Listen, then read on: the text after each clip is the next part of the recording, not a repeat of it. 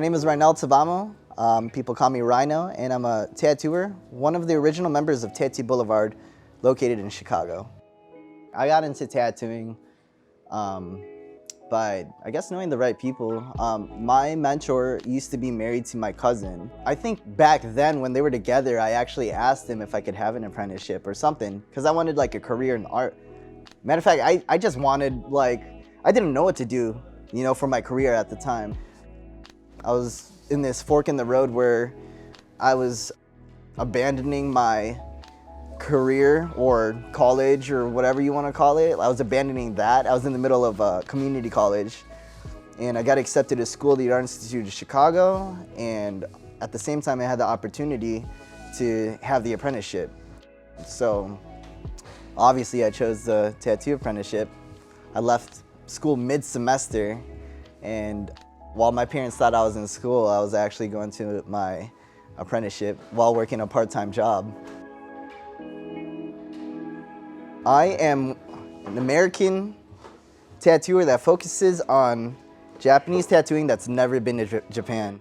Irezumi is a traditional Japanese tattooing that started in the Edo period, 1700s. It originated with like, with woodblock prints, also known as ukiyo-e. So like these woodblock prints that you see up over here, they date back like hundreds and hundreds of years ago, and it's still imagery that we still use today. Hence the word tradition. We're still using the same imageries, the same dragons, tigers, same warriors, Buddhist deities. It's just been the same subject and just evolved to what it is today. From my understanding, I feel like there's a lot of like unspoken rules that I feel like I've learned, but now I'm like blabbing out, you know? So excuse me for like really, for thinking I could speak for them. But as an American tattooer, I think it's different because, I mean, for one thing, there's no one to really hold us accountable for following rules. There's no one to hold us accountable. Like, we could kind of create our own style and it would still be considered like okay, you know? So I know the tattoo culture in Japan superficially. It's just like, you know, yeah, I mean, I could never say I know it truly because I've never been there. I think it really belongs to the people that are in the arena. I think somewhere along the lines of that. I just kind of do my best with, you know, understanding it through books, through the community, through developing relationships, reading books, podcasts. Other than that, I'm just a fraud. Again, I do my research and I still learn today. Horiyoshi 3 had said that it takes 3 lifetimes to understand Japanese tattooing. And I'm only on my first lifetime and I'm barely scratching the surface. I don't think there's culture appropriation to foreigners getting Japanese tattoos because like you could go to Japan and get tattooed by a Japanese person and they wouldn't, maybe some might refuse, but I mean, you could still get it done. But also there's just like this relationship historically with the US and Japan where we had like machines and we had colors, but we had only like single point designs that you pick off the wall.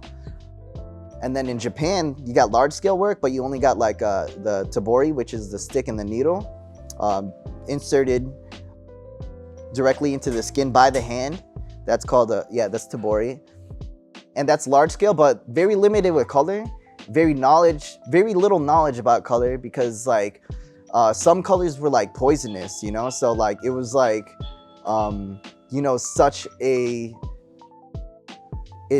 such an accomplishment to complete a bodysuit with these colors because it just meant you've made it through like poison and stuff like that, you know, historically. So that, I think it was Ed Hardy and Sailor Jerry. It was their relationship with Kazuo Oguri from Japan, and then they kind of made that exchange. Ed Hardy had the art background, and he was a fine artist that completed school. He kind of like came back to America and really really like took Japanese tattooing a step further. With tattooing, I feel like it's so important to have like an artist and client relationship, because one, you're with me for 4 hours a day. And I mean, you gotta feel comfortable with me, you know? And I feel like the piece of art that you carry on your arm should come with the energy that the artist kind of puts with it. You get good memories with it, you get a good experience, and you know, we're doing this now, we got a nice connection going on. And I mean, it's all about like just the connection. I think we would all lie if we said we got to where we are at here today without like the help of people and community. So this is important. My name is Rhyno, I'm a tattooer. Thanks for listening to my interview.